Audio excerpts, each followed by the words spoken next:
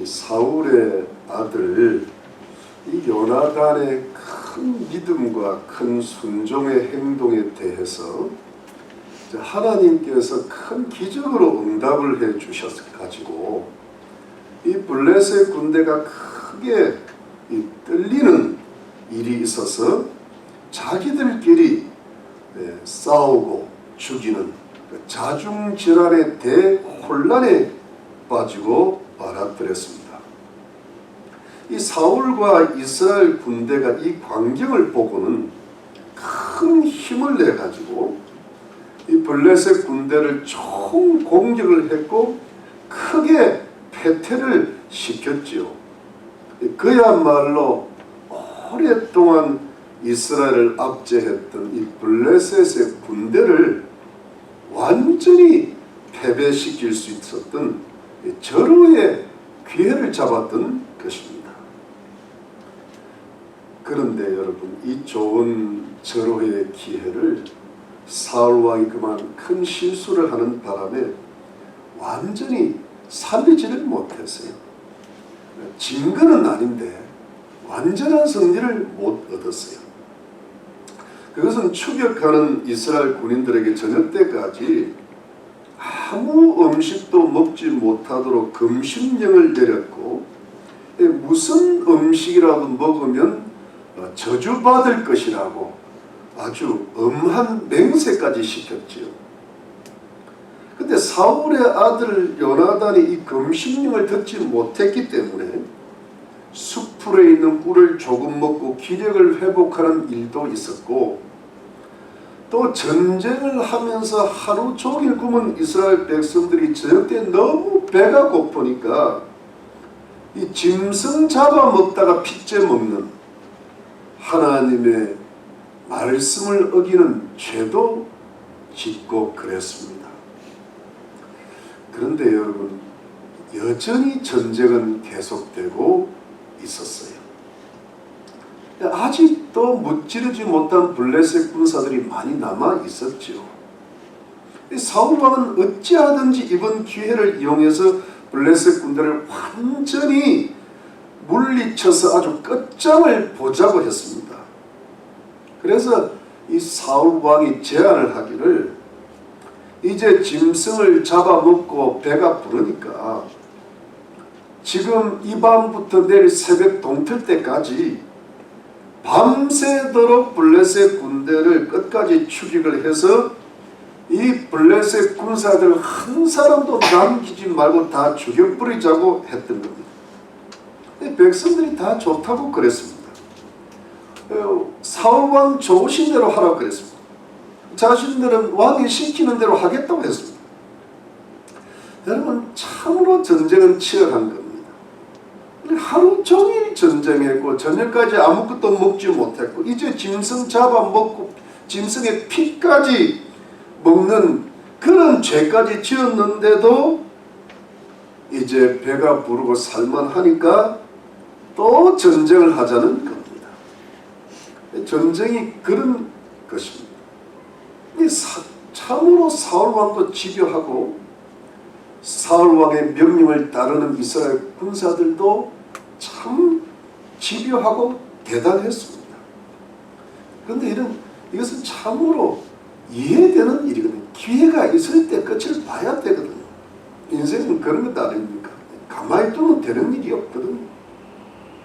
이번 참에 이 절호의 기회를 놓치지 말고 블레셋 군대를 완전히 섬멸해야만이 다시는 블레셋 군대가 이스라엘로 쳐들어오지 못할 것이고, 이스라엘의 오랜 이 블레셋 압제 40년간입니다. 우리 대한민국의 일제 36년하고 비슷하죠. 그 압제와 굴레 속에서 벗어나고 해방될 수가 있기 때문입니다. 그러니 여러분, 이 사울왕의 마음이 얼마나 급했겠어요. 백성들도 그 마음을 알고 동조를 한 겁니다. 밤새도록 내일 새벽까지 전쟁을 해보자는, 이참에 끝을 보고 우리 완전히 해방을 누리자는 겁니다. 그런데 여러분, 바로 이 순간에 제사장이 한 가지 제안을 한 겁니다. 이 대제사장인데 아히야 대제사장으로 보입니다. 그것은 하나님께 나아가서 하나님께 한번 물어보자는 것입니다. 여러분, 왜 아히야 제사장이 바로 이때 이 중요한 순간에 사울 왕에게 하나님께 나아가서 하나님께 물어보자라고 제안을 했을까요? 왜 제사장이 이런 중요한 순간에 사울 왕에게 번고를 했을까요? 여러분, 이번에는 제사장 마음이 불안했다. 제사장 아히야가 보기에는 이 사울 왕이 하는 일이 도대체가 좀 불안해 보이는 겁니다. 실수가 있고 하는 일마다 아슬아슬하고 뭔가 좀 신뢰가 안 가요, 왕이. 이 사울 왕이 사무엘 선지자에게 책망을 받은 일도 있고 또 자기를 불러서 이 전쟁통에 하나님께 기도하려다가 전쟁 형편이 풀리니까 기도 안 해도 된다 그러고 넘어갔고 또 전쟁이 잘 되고 있는데 갑자기 금식맹세를 시키는 바람에 거의 다 이긴 전쟁을 반쯤 이긴 것밖에 안 되고 또 백성이 짐승을 먹다가 피째 먹었는데 그 죄도 완전히 어떻게 속죄제를 드리지도 않았고 그래서 그럭저럭 허기를 채우고 이제 안정이 되니까 사울 왕이 이제 또 밤을 도와가지고 블레셋 군대를 치러 가자고 하니까 백성들은 왕의 명령과 따르지만 제사장 입장에서는 뭔가 불길하고 불안한 겁니다. 사울 왕의 하는 일이 도대체 믿음지가 못하고 편치가 않은 겁니다. 그러니까 여러분, 이 대제사장 아히야는 제사장이잖아요. 이 사람 하는 일은 뭐냐 하니까 백성들의 죄를 사하는 제사를 드렸는데 뭔가 속죄제를 드린 것 같지도 않고 이 피 먹은 것 때문이에요. 그리고 아히야 제사장이 아마도 사울 왕이 금식 맹세를 시킬 때 요나단이 모르고 한 것이지만 꿀을 먹었던 일을 알고 있었을 거라고 봅니다. 이 문제도 분명히 해결했어야 되거든요. 그러니까 아히야 대제사의 마음이 불안한데 불안한 궁극적인 목적이 뭘까요? 이러다가는 혹시 이번 전쟁에 하나님께서 함께 안 하셔서 다 이긴 전쟁인데 거꾸로 다 지는 전쟁이 될 수도 있겠다는 불안감이 제사장에게 엄습해 올 수도 있는 겁니다. 이게 제사장이 하는 일이거든요. 그러니 사울 왕이 이 제사장의 마음을 읽었는지 그 제안을 받아들인 겁니다. 그래서 하나님께 여쭤보았어요. 여러분 37절 말씀 37절 한번 보겠습니다. 37절 보니까 사울이 하나님께 묻자오되 내가 블레셋 사람을 쫓아내려 가리까 주께서 그들을 이스라엘의 손에 붙이시겠나이까 하되 그날에 대답지 아니하시는지라. 여러분, 이것이 무슨 뜻입니까? 사울 왕이 하나님 기도를 이렇게 드렸어요. 하나님, 우리가 블레셋 군대를 쫓아갈까요 말까요? 만일 우리가 쫓아간다면 블레셋 군대를 우리 손에다 붙여주시겠습니까? 안 붙여주시겠습니까? 하나님, 응답을 좀 해주십시오. 갈 길을 인도해 주십시오라고 기도를 드렸으니까 그러면 하나님께서 보통은 제사장이 입는 옷인 에봇 안에 있는 우림과 둠림이라는 보석을 통해서 그 전쟁 참가의 여부와 승패 여부를 알려주시는 응답을 주시기로 되어 있습니다. 이것이 하나님의 약속인데 그러니까 사울 왕이 오래간만에 제사장의 제안을 따라 하나님께 기도를 드린 겁니다. 그런데 하나님께서는 정작 응답이 없으십니다. 우림과 둠림으로 응답을 안 하세요. 여러분, 이 우림과 둠림이라는 것은 자세히는 알 수 없지만 그것이 색깔의 변화, 빛의 변화로 예, 아니요로 대답하는 보석으로 제가 이해하고 있습니다. 이렇게 빛이 쫙 나면 예고, 우림 쪽에서. 둥림 줘서 빛이 나면 아니요라는 그런 뜻입니다. 하나님께서 아무 대답을 안 하십니다. 침묵을 하십니다. 여러분, 이것은 무엇을 뜻하는 것일까요? 왜 하나님께서 아무 응답을 안 하시는 것일까요? 그것은 이스라엘 백성들이 전쟁을 하기에는 어떤 문제가 있다는 것을 하나님이 알려주시는 겁니다. 이스라엘 백성들에게 하나님 보시기에 숨은 죄가 있다는 것을 암시하는 겁니다. 죄가 있으면 전쟁이라도 하나님께서 함께 안 하신다는 것이 하나님의 법이었습니다. 이것이 이스라엘의 전쟁이 다른 나라의 전쟁하고 구별된 이유입니다. 그래서 이스라엘의 전쟁은 성전이라 그럽니다. 하나님이 함께 하시는 거룩한 전쟁입니다. 여러분, 이 이스라엘의 전쟁이 오늘날의 뭐와 같은가 하면 우리 예수 그리스도를 믿는 하나님의 백성들의 인생 전쟁과 같다. 우리가 살아가는 것은 세상 사람들과 욕심부려서 될 일이 아니고 죄를 지어가면서까지 이 세상을 거머쥐려고 하는 게 아니고 거룩한 전쟁이라야 하나님께서 함께 하신다. 믿으시기를 바랍니다. 이것이 우리를 향하신 하나님의 뜻이고 하나님의 나라입니다. 아히야 제사장이 불안한 이유가 맞았던 겁니다. 만일 그냥 그대로 전쟁을 했다가는 하나님께서 함께 안 하실 테니까 오히려 블레셋 군대가 정신을 차려서 이스라엘을 거꾸로 무찌를 수가 있는 겁니다. 여러분, 저쪽이 떨리다가 갑자기 안정될 수 있잖아요. 서로 싸우다가 우리 왜 이럴까? 서로 뭉치면 블레셋 군대는 여전히 대군입니다. 그냥 당하게 되어 있습니다. 이것이 아히야가 걱정했던 겁니다. 이 사울왕이 아히야 제사장 덕분에 잘못하면 참패할 수 있는 순간의 위기를 넘기면서 이스라엘 가운데 있는 숨어있는 죄를 찾아내기 시작했는데 죄를 지은 죄인을 찾아내는데 제비뽑기를 사용했지요. 여기까지는 좋았습니다. 근데 문제는 뭡니까? 사울왕이 또 이런 중요한 순간에 또 실수하고 또 무리수를 두는 겁니다. 여러분, 실수가 자꾸 반복이 됩니다. 실수가 반복이 되면 실력이라 그러더라고요, 그거를. 저는 그렇게 봅니다. 실수가 반복이 되면 당연하게 실패로 끝나버립니다.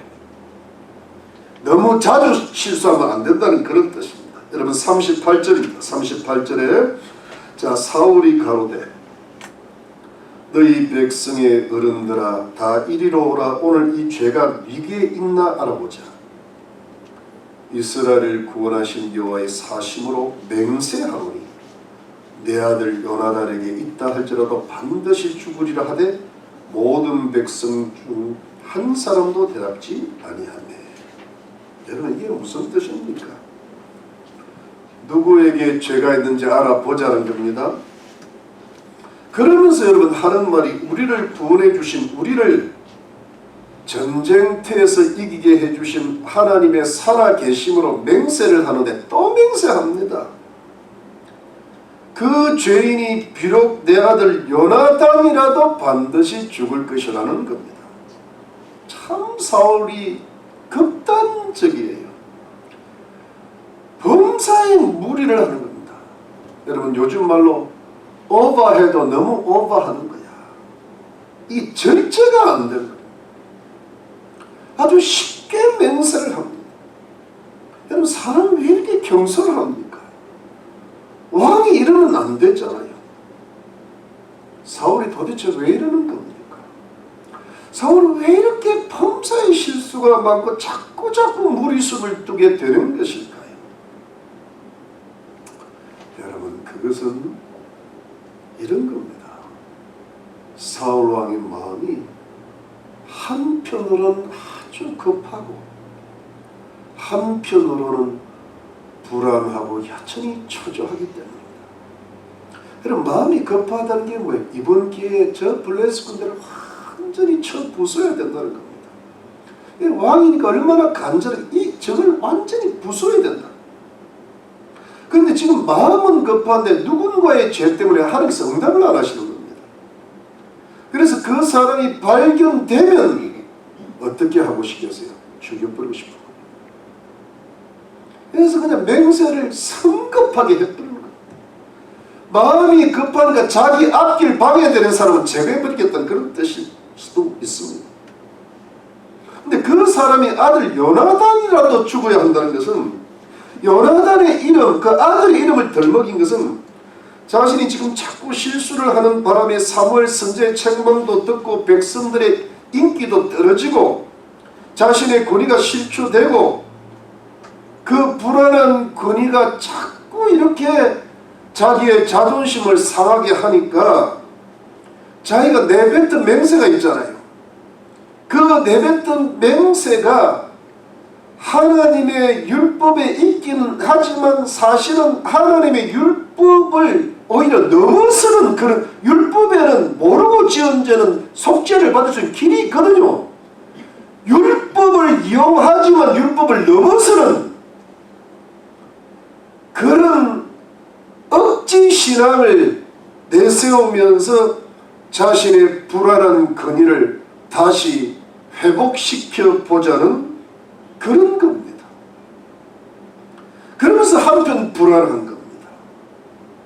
그래서 여러분, 제비 뽑기를 하는데요, 그냥 이렇게 차근차근히 정상적으로 사람이 해야 되는데 자기와 요나단은 이 편에 두고 다른 백성들은 다 저 편에 두고, 그리고 제비를 뽑으니까 자기와 요나단이 뽑힌 겁니다. 백성들은 완전히 풀려났죠. 또 자기와 요나단 사이 제비를 뽑으니까 요나단이 뽑힌 겁니다.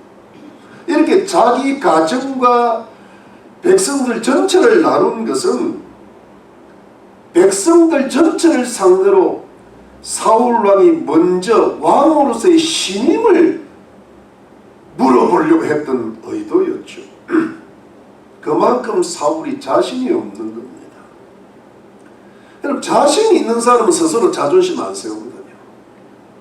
그냥 뭐 남이 알아주든 못 알아주든 자기가 자신이 있는데 뭐가 문제예요? 근데 자기가 자신이 없으니까 저 사람 왜 나 저렇게 생각하지? 자꾸 무리수를 뜨고 자기의 명예를 높이고 남이 나를 어떻게 생각할까, 이겁니다. 이게 사울이 자꾸 이 문제가 해결이 안 되니까 실수하고 무리수고 지나친 강박관념으로 나가는 거죠.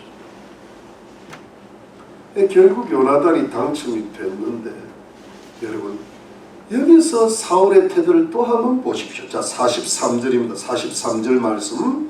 43절에 사울이 요나단에 가로되 너의 행한 것을 내게 고하라. 요나단이 고하여 가로되 내가 다만 내 손에 가진 지팡이 끝으로 꿀을 조금 맛보았을 뿐이오나 내가 죽을 수밖에 없나이다. 사울이 가로되 요나단아, 내가 반드시 죽으리라. 그렇지 않으면 하나님이 내게 벌을 내리시고 또 내리시기를 원하노라. 여러분, 지금 사울이 지금 무슨 말 하는 건가? 미친 거지. 이 사람이 지금 약간 미치기 시작하는 거예요. 여러분 보세요. 요나단이 꿀을 조금 먹었다는 것 아닙니까? 자기가 맹세를 어겼기 때문에 이것 때문에 죽어야 되면 자기 죽겠다는 겁니다. 그때 사울왕이 뭐라고 그랬습니까? 내가 반드시 죽으리라. 안 그러면 하나님이 내게 벌을 내리시고 또 내리시기를. 여러분, 이게 정상적인 아버지가 할 소리입니까? 올바른 왕이 할 소리입니까? 요나단이 제비에 뽑혔다면 그 큰 공을 세운 요나단의 죄가 뭔지 살펴보고, 또 요나단이 맹세를 듣지 못했다는 것을 알게 되고, 그러면 하나님 앞에 부지 중에 지은 죄를 속죄죄를 드리게 하고, 그리고 죄 사함의 길을 열어주는 것이 아버지의 도리요 왕의 도리 아닙니까? 그런데요, 그냥 요나단 죽어야 돼. 아니면 하나님께서 자기에게 천벌을 내리시다, 이런 뜻이거든요. 이것은 아버지로서 할 소리가 아니고 이미 사울은 정상이 아닙니다. 여러분, 저는 이때부터 사울은 이미 정신적인 질병의 상태로 들어가고 있었다고 보여집니다. 어떤 사이코라는 말이 좋은 말이 아닌데 요즘 뭐 소시오패스, 사이코패스란 말이 그런 느낌이 들 정도 약간 정신적으로 인격적으로 이상 징후가 발견되는 부분입니다. 여러분, 사실 죽으려면 누가 죽어야 합니까? 죄송합니다. 지가 죽어야죠. 네가 죽으세요. 자신이 사무엘 선지자를 기다리지 못해서 자신이 제사를 드렸잖아요. 자신이 한참 전쟁하는 백성들에게 맹세를 시켜서 전쟁을 자신이 반이나 망쳤잖아요. 누가 망쳤죠? 자기가 망쳤죠. 요나단은 엄청난 공을 세웠잖아요. 또 요나단이라도 죽어야 한다는 겸손한 맹세를 했는데 사실 따지고 보면 누구 덕분에 누구 때문에 하나님께서 이렇게 이스라엘에 큰 승리를 안겨주셨습니까? 사실상 사울왕의 신출된 왕의 명예를 회복시킨 사람이 누구입니까? 바로 아들 요나단이거든요. 요나단 때문에 하나님께서 이스라엘 백성들을 축복하셨죠. 요나단 때문에 사울왕의 자존심이 되살아났죠. 자칫 잘못되었으면 이번 전쟁에서 이스라엘 백성들도 사울도 블레셋 군대에게 다 패할 뻔했죠. 요나단 때문에 살아났습니다. 그런데 왜 요나단이 죽어야 합니까? 죽으려면 누가 죽어야 됩니까? 지가 죽어야 됩니다. 이게 참 설교 때 쓸 말이 아닌데 라이브하게 하다 보니까 잘못된 맹세를 시키고 백성들도 배고프게 하고 죄까지 짓게 만들고 또 잘못된 실수를 반복했던 사람이 사울이거든요. 그런데 성도님들, 사울은 전혀 반대로 생각을 하고 있는 겁니다. 이게 사람입니다. 사울은 사람이다. 사람이 이렇게 생각하는 게 문제입니다.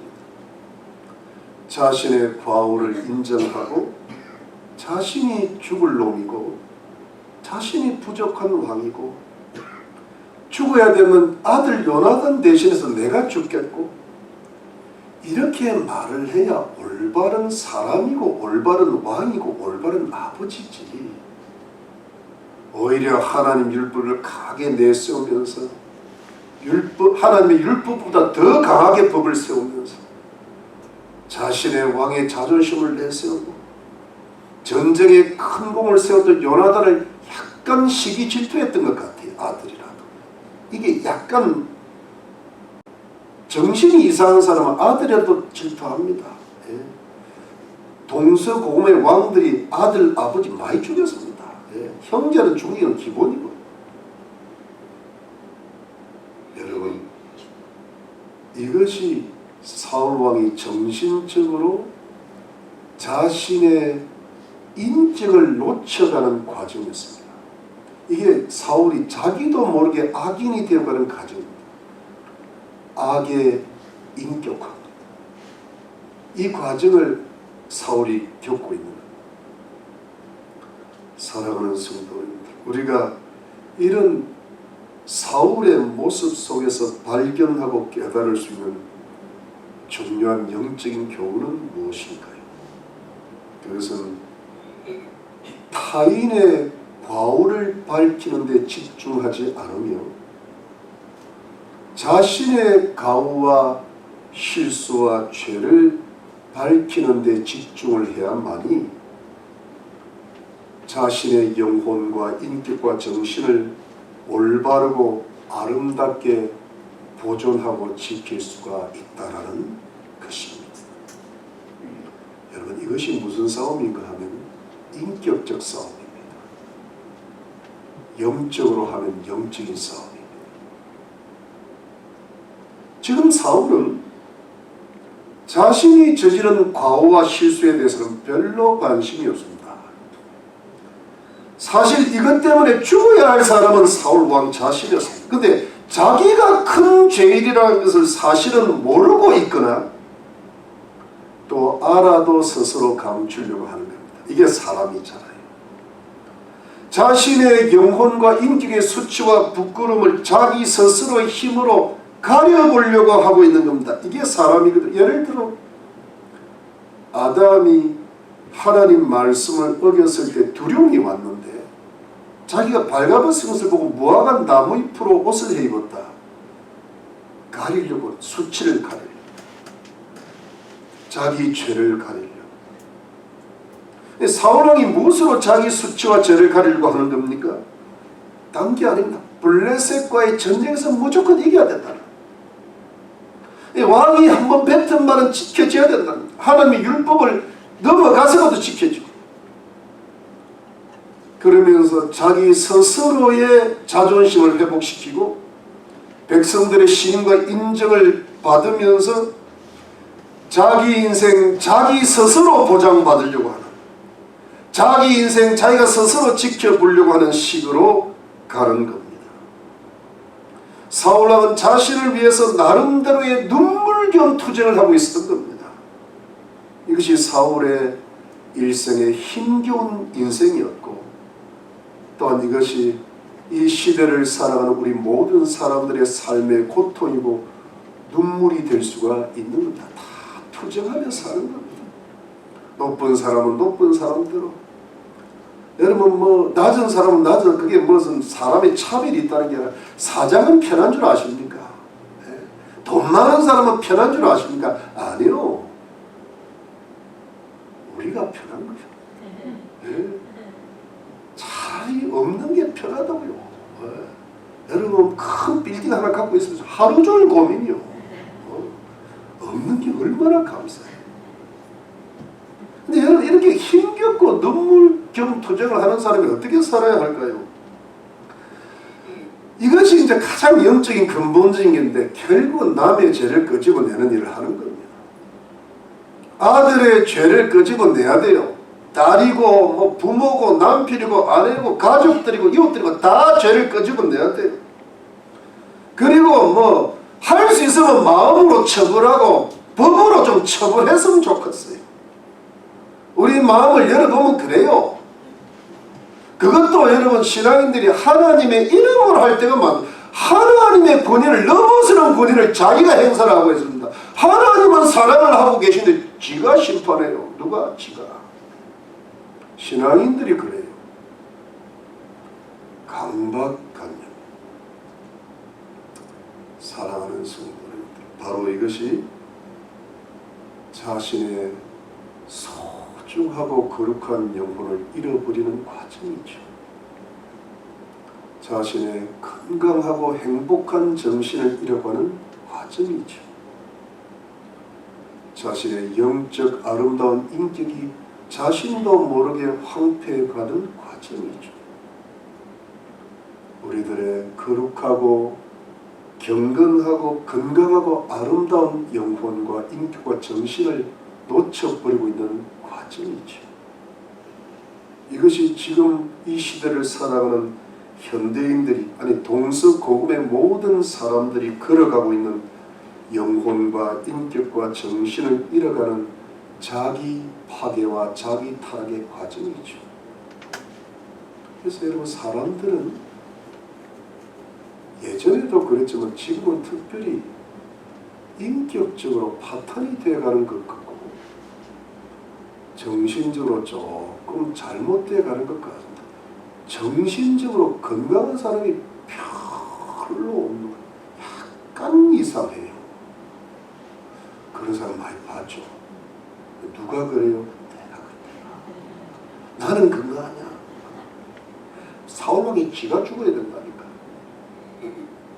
왜냐하면 세상 바람이 그렇게 많이 붑니다. 대통령들도 정상이 아니야. 뭐 대통령이 정상이면 국민들도 정상이 아니라고 생각하고, 뭐 국민들만 정상이 아니면 나도 아니지. 나도 국민인데. 이게 여러분 사울왕은 사람이고 그 사람들이 다 이렇게 되어가고 있다는 그런 뜻이죠. 특별히 현대인들이 그렇습니다. 그러므로 성도님들, 우리가 이 어두운 때에 모든 도덕이 파괴되는 때에, 공산주의가 창궐하는 때, 공산주의의 마지막 목적은 도덕 파괴입니다. 도덕 파괴의 끝은 교회 파괴, 영적 파괴입니다. 그게 마귀가 하는 짓이다. 우리가 사울 왕처럼 자신의 영혼과 정신과 인격을 놓치지 말고 우리의 하나님이 주신 아름다운 형상을 보존하고 참으로 성숙시키고 하나님께 영광 돌리고 그 아름다운 유산을 우리 자녀들에게 물려주시기 위해서 사랑하는 성도님들, 사회 속에서 여러 가지 해야 될 방법들이 있겠지만 그리스도 예수 안에서, 우리 교회 안에서는 가장 근본적인 영적인 교훈을 받아야 되는데 그것이 무엇입니까? 남의 죄를 집중하지 말라는 겁니다. 남의 죄를 자꾸 덜추는 데 집중을 하지 말고 어느 정도는 덜추더라도 선을 넘지 말라는 겁니다. 그 모든 판단을 하나님께 완전히 맡기시고 내가 모르는 판단이 있는 겁니다. 오직 자신의 죄와 과오와 실수에 집중하시기를 바라는 겁니다. 이것이요, 자기를 지키는 겁니다. 여러분, 병이 났는데 남도 병들고 나도 병들었어요. 근데 병 났을 때 남의 병에 집중하는 사람이 어디 있어요? 지 병에 집중해야죠. 근데 남의 병은 엄청나게 생각하고 지 병은 조금 생각하는 사람이 있기는 있겠지만 성자라 그러거든. 근데 똑같은 겁니다. 남의 죄에 집중할 거 없어요. 남은 남이고 하나님과의 관계, 나는 내 죄에 집중해. 그게 성경적 아닙니까? 남의 티를 자꾸 보려면 내 덜보를 봐야 돼. 내 덜보가 한번 따라하고 싶은데 내 덜보라고. 여러분, 남 티 말고 남 티 말고 내 덜보를 보자. 한 번 더 합시다. 남 티 말고 내 덜보를 보자. 자꾸 남의 죄 쳐다보려고 그러지 말고 내 자신의 죄를 쳐다보자는 겁니다. 네, 여러분, 내 죄를 놓치면 남의 죄가 보이면, 남의 죄가 보이면 내 영혼을 놓쳐요. 내 인격과 내 정신이 나도 모르게 악인이 되어갑니다. 나는 악인이 아닐 거야. 아니요. 그 인격이 악인화되어 가는 과정이 서서히 옵니다. 개구리가 따뜻한 물에 끓듯이 말입니다. 삼키듯이 말입니다. 자꾸 보면 뭐냐? 막이 들어옵니다. 미운 막이 들어온단 말입니다. 먼저 자기가 자신의 죄에 집중을 하면서 그 다음으로 여러분, 자신의 죄에 집중하라는 말씀은 자기 죄만 보고 있으라는 것 아니에요. 나의 그 죄를 하나님 앞에 정직하고 진실하게 가지고 나아가는 겁니다. 여러분, 이것이 영적으로 밝아지는 과정. 그걸 자꾸 자기 죄만 또 생각해가지고 나는 아무것도 못해 하면요, 마귀한테 눌려 사는 겁니다. 아무 문제 해결해도 일평생 그렇게 살아야 돼. 근데 그러지 말고, 비록 죄를 지었다 하더라도 죄 안 짓는 사람 누가 있습니까, 여러분? 예수님 때문에 다 죄인이요. 근데 그 죄를 하나님 앞에 가져나가서 그것도 정직하고 진실하게, 여러분, 하나님을 가져나갈 때 자꾸 이렇게 가져나가지 말고 해결이 안 돼요. 주님 보혈이 올라오는데 이걸 막으면 안 돼. 그냥 이대로 드러내놓고 내 모습 그대로, 내 모습 그대로. 오늘 부흥하는 것 같아. 내가 하나님 앞에 뭘 잘못하고 있는지, 내가 하나님 앞에 죄를 짓지 않으면 어떤 생각을 하고 살아야 될지, 하나님 내가 무엇을 고쳐야 하겠습니까? 자기 성찰을 하면서 하나님께서 나의 죄를 용서해 주시고 나의 악한 성향을 고쳐주시기를 기도하셔야 합니다. 하나님의 도우심을 간구해. 내 힘으로 못 고쳐요. 여러분 내 병 내가 고칩니까? 의사 도움을 받아야죠. 특히 암은 수술을 받아야 돼요. 그리고 하나님의 도우심으로 내 생각을 교정받고, 그래서 이웃을 바라보고 이웃을 어떻게 사랑할 것을, 어떻게 선대하고 자비를 베풀어야 할 것을 기도하시고 하나님의 도우심을 받아야 됩니다. 이것이 말씀과 기도 안에서, 교회 안에서 이루어져야 되는 영혼의 구원과 성화 과정인 것을 믿으시기를 바랍니다. 이렇게 나의 생각과 나의 영혼을 교정해 나가야 됩니다. 하나님께서 성령으로 내 영혼을 보존해 주시고 내 영혼과 인격과 정신을 성숙시키시고 하나님이 나를 축복하실 수 있는 축복의 그릇으로 바꿔주시기를 기도하셨습니다. 우리 영혼이 예수님을 닮아가고 지혜롭고 성숙한 하나님의 백성이 될 수 있도록 간절히 기도하셨습니다. 그래서 하나님께서 우리들을 축복하시고 그 경건한 부모들을 통하여 경건한 자녀들이 나오고 그 가정과 가문이 하나님의 축복을 받아서 하나님께 영광을 돌리시도록 기도하고 주님 앞에 간절히 나아가셔야 하는 것입니다. 여러분 이렇게 가야 되는 이 사울 왕이 이렇게 하나님 앞에 나아가기만 하면 되는데 그냥 다 나아가는 것만 하면 하나님이 다 도와주실 텐데 이것을 못하고 자기를 잃어가고 스스로 타락해 가니까 결국은 이스라엘 백성들이 이때 나서가지고 적극적으로 나서가지고 사울 왕을 강력하게 제지하고 요나단을 구출합니다. 여러분 45절 말씀 45절에 보니까 백성이 사울에게 말하되 이스라엘의 이 큰 구원을 이룬 요나단이 죽겠나이까 결단코 그렇지 아니이다. 여호와의 사심으로 맹세하옵나니 그의 머리털 하나도 땅에 떨어지지 아니할 것은 그가 오늘 하나님과 동사하였음이니이다 하여 요나단을 구원하여 죽지 않게 하니라. 여러분 요나단 덕분에 우리 이스라엘이 큰 구원을 받았고 구출을 받는데 어떻게 요나단이 죽습니까? 절대로 안 됩니다. 우리가 하나님의 사심으로 맹세컨대 요나단의 머리칼 하나도 땅에 떨어지면 안 됩니다. 요나단은 하나님께서 함께 하신 사람입니다. 그러면서 하나님의 사심으로 백성들이 맹세를 하면서 요나단을 살려냈습니다. 그러니까 사울왕도 맹세하고 백성들도 맹세하고 맹세가 붙은 거예요. 백성들의 맹세입니다. 너무 강하니까 맹세로 나갔던 거예요. 여러분 이 사울왕의 실수 연발과 가오가 겨우 처지가 된 겁니다. 자기 스스로의 인격으로 저지를 했어야 되는데 백성들이 저지를 시킨 겁니다. 스스로 해야 되는 겁니다. 사실은 억지로 한 겁니다.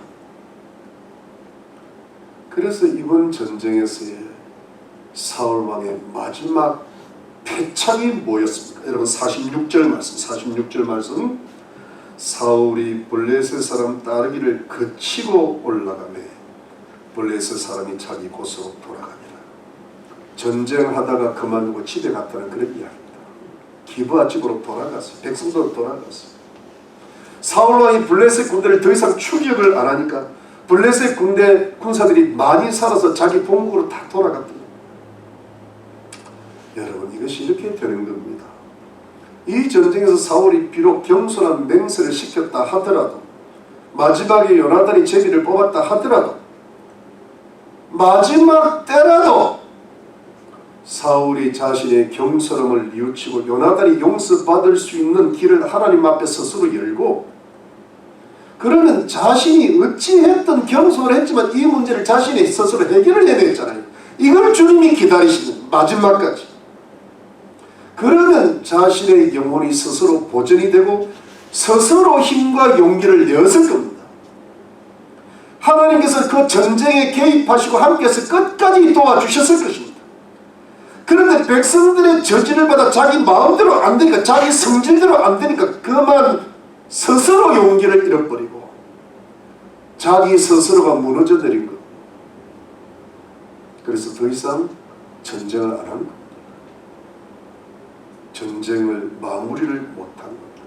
왜 인생의 용기가 끝까지 없는지 그 이유가 뭡니까? 왜 중간에 병질이 이런 이유가 뭡니까? 영적, 인격적 기초가 약하기 때문에. 지방이 든든해야 건물이 올라갈 거 아닙니까? 근데 이것이 흔들리니까 올라가다 말아버립니다. 인격적 기초가 약한 거예요. 그릇이 약합니다. 그래서 여러분, 사울왕이 이 전쟁을 끝까지 마무리를 못하고 마니까 사울의 일평생이 어떻게 되었습니까? 여러분, 말씀하면 끝에 볼까? 오늘 말씀은 52절에 14장 맨 끝입니다. 사울의 사는 날 동안에 블레셋 사람과 큰 싸움이 있었습니다. 사울이 힘 있는 자를 용맹 있는 자를 보면 그들을 불러 모았더라. 여러분, 사울의 사는 날 동안에 일평생 동안 블레셋과의 큰 전쟁이 있었다. 평생을 블레셋과 전쟁을 크게 했다. 여러분, 영어 성경 미럴 워라고 되어 있습니다. 쓴 전쟁. 평생 이 블레셋과 인생이 전쟁하느라고 쓴 겁니다. 그러니까 이 사울왕은 일평생 블레셋과의 전쟁에서 벗어날 수가 없었습니다. 사울은 일평생 블레셋에게 매여 살은 겁니다. 그렇게 살다가 마지막에 블레셋과의 전쟁에서 비참하게 죽고 말.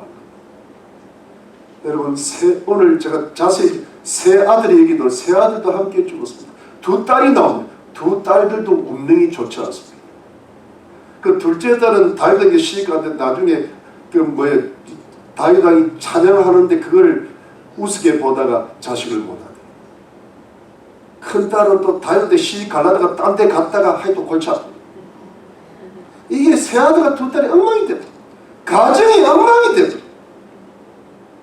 여러분, 오늘 본문을 가보면 이웃나라와의 싸움에서 승리했다는 말씀이 나옵니다. 이게 뭐냐니까 하나님이 이스라엘 백성들에게 자비를 베푸는 성지거든요. 잘 된다고 해서 그 가정이 잘 된다는 게 아닙니다. 그런데 속으면 안 돼. 뭐가 자꾸 잘 되는데 속이 썩어 들어가는데 뭐예요? 여러분, 그게 사단의 기만입니다.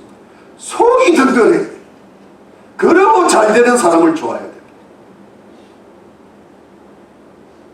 평생 자유롭지 못하고 평강하지 못하게 살아갑니다. 사랑하는 성도입니다. 사울과 그 가족들이 이렇게 운명이 기울어졌던 이유가 다른 게 아닙니다. 그것은 사울이 자기의 소중한 영혼을 아름답게 보존하지 못했기 때문에. 무엇을 보존하지 못했습니까? 자기 영혼입니다. 자기 영혼에 무엇을 보지 못했습니까? 자기 죄입니다. 그런데 무엇을 보았습니까? 타인의 죄입니다. 무엇만을 추구했습니까? 전쟁에서 승리를 또한 자기 영광입니다. 그래서 어떻게 되었습니까? 자기 영혼과 인격과 정신이 잃어가고 악인이 되어갔습니다. 결국 어떻게 되었습니까? 인생의 운명이 기울어졌습니다. 가족까지 기울어졌습니다.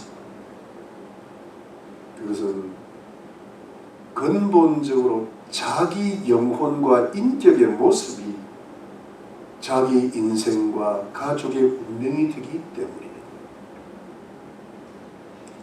사랑하는 성도입니다. 우리 하나님의 백성들은 이 하나님의 거룩한 말씀의 교훈에서 무엇을 받으며 살아야 될까요?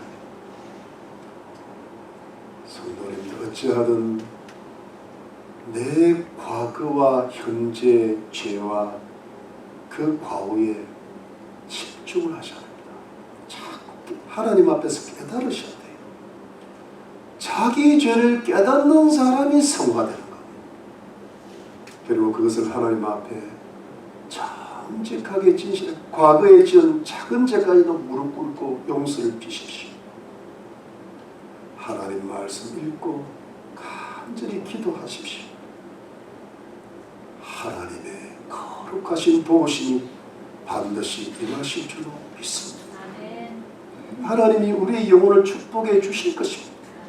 하나님께서 우리 영혼을 보존하시고 성숙케 하시고 예수 그리스도 안에 있는 신령하고 풍성한 지혜와 지식을 우리 영혼의 인격에 담게 해 주실 것입니다. 우리 스스로가 우리의 성질, 그 실수, 우리 마음에 있는 그 기쁜 썩뿌리를 스스로 뽑아낼 수 있는 능력을 주실 것입니다. 절제할 수 있는 능력을 주시고 이 세상을 사랑하지 않을 힘을 주실 것입니다. 그러면 우리는 이 인생이라는 전쟁터에서 끝까지 달려서 저 천국 가는 날까지 적과의 전쟁을 끝까지 치르고 승리할 수 있는 영혼과 심령의 담대한 용기를 얻게 해 주실 것입니다. 그리고 마침내 우리 일평생을 괴롭히고 고통스럽게 하는 우리들의 생활에 여러 가지 적들과의 전쟁에서 반드시 승리하게 하실 것입니다. 우리 가정을 침투하는 마귀의 저주가 끊어질 것입니다. 이제는 전쟁이 아니라 하나님의 크신 평강이 우리의 일평생에 우리의 가정과 우리의 자녀들과 우리 교회에 함께 하시고 하나님의 축복이 넉넉하고 풍성하게 임하시게 될 것입니다. 결국은 여러분 하나님 앞에서 내 영혼을 끔찍이 보존하시라는 말입니다. 그리고 이웃을 진심으로 사랑하는 법을 배워나가셔야 됩니다. 그러면 하나님께서 반드시 함께 하실 것입니다. 이것이 여러분 나 자신을 살리고 우리 자녀들을 살리고 우리 가정을 살리고 이웃을 살리고 하나님 나라를 살려나가는 비결이라는 것을 믿으시기를 예수 그리스도 이름으로 축원합니다.